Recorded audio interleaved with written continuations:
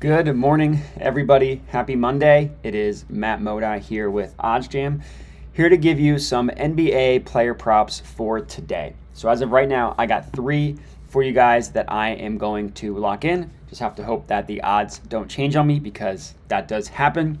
So we can get into it. Of course, using OddsJam, using the positive expected value page to find these mathematically profitable player props.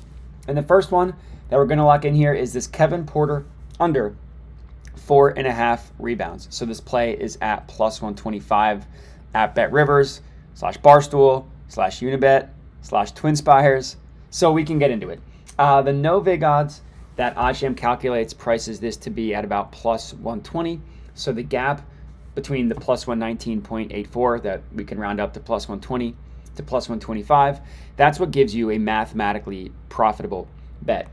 These no vig odds that you see in this column here are pulled from the most accurate sportsbooks in the world, the sharpest sportsbooks in the world. So this can be viewed as the true line of what a market should be priced at. Basically, the kind of logic behind everything is, hey, these X amount of sportsbooks have been back tested and historically verified as the best at pricing odds. So we're going to use them to set the market moving forward, and anywhere in which we can get more favorable odds, meaning more favorable to the sports bettor and a higher payout, it's going to be mathematically profitable. It's going to be a money-making strategy over the course of time. So yes, you're not going to win every single bet. You're not going to profit every single day, but the goal, of course, is to make money over the course of time. And that's exactly what using OddsJam does. So basically, like if you want to look at it in a different perspective, plus 120, it's like flipping a weighted coin, right? We know that it's weighted 55% chance of landing on heads, but the person that you're placing the bet with doesn't know that. So you're going to bet on heads every single time, knowing that you're getting 50-50 odds, but also knowing that it's going to hit 55% of the time.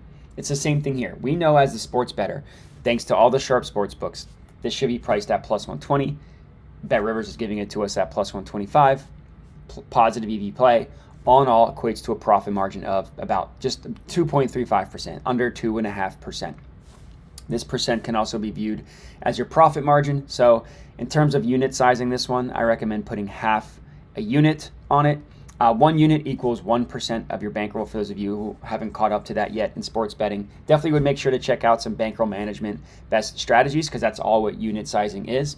But this one I recommend a little bit of a smaller play, half a unit.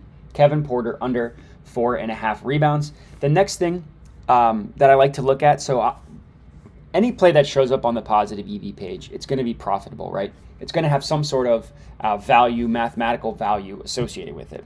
So yeah, you could blindly take every single play on the OddsJam positive EV page, and you'll probably profit over the course of time. But I like to do a little bit additional research to make sure that I'm placing the best of the best. And by research, I don't mean go check out his projections, check out his matchup, check out how he's performing historically, none of that stuff. I mean specifically, look at where every other sportsbook prices it, right? As a sports bettor, your goal should be betting on outliers. I know we like to call some sportsbooks sharp, some sportsbooks square, and that's true. But on average, most sportsbooks do a pretty good job at pricing odds. I mean, how often do we see a spread at 10.5? Ends exactly at 10, right? Stuff like that. So if every sportsbook is in alignment that something should be priced one way, except for one book that just has it mispriced, that's going to be a profitable bet to take advantage of. And that's exactly what's happening here. Look at every other sportsbook and where they price this. Plus 105, plus 106, plus 105, plus 108, plus 106, plus 106. Then plus 125. Clear outlier, clear difference between every other book. And for player props specifically, there are 3 books that you want to look at, and then try to find an outlier to those 3 books. They are Pinnacle / the OddsJam line, plus 106, check. BetOnline, also plus 106, check. And then DraftKings, specifically for player props, plus 105, check. So every sportsbook is telling you this should be priced around plus 105. BetRivers is giving this to us at plus 125. That's a mathematically profitable play. So that's the first one. The next one that we're going to lock in here is Paolo Banchero under 18.5 points against the Milwaukee Bucks. Similar logic here, right? The no vig odds that OddsJam calculates has this at about plus plus 111. So getting this at plus 115, another mathematically profitable play. All in all, gives you a profit margin of just below, literally just below 2%, 1.99%. Another play that I would recommend putting half a unit on, so one unit equals 1% of your bankroll, half unit equals 0.5% of your bankroll. Same logic here though. Look at where every other book prices it. So keep in mind, Monkey Knife Fight, Underdog can be ignored, as well as Prize Picks, because those are DFS books, so they have the same implied odds for everything. So the actual sports books that are pricing odds individually per play: Pinnacle, minus 105. Bet Online, minus 105. DraftKings, plus 100. Caesars, plus 104. All good. I mean, Caesars is just, it's good that there's another sports book that's in alignment with us, but the main three we care about are also all in alignment. And one thing I'll say, I get a lot of questions about why there's a sports book like PointsBet or the Bet Rivers one, but previously, that has such an outlier compared to every other book.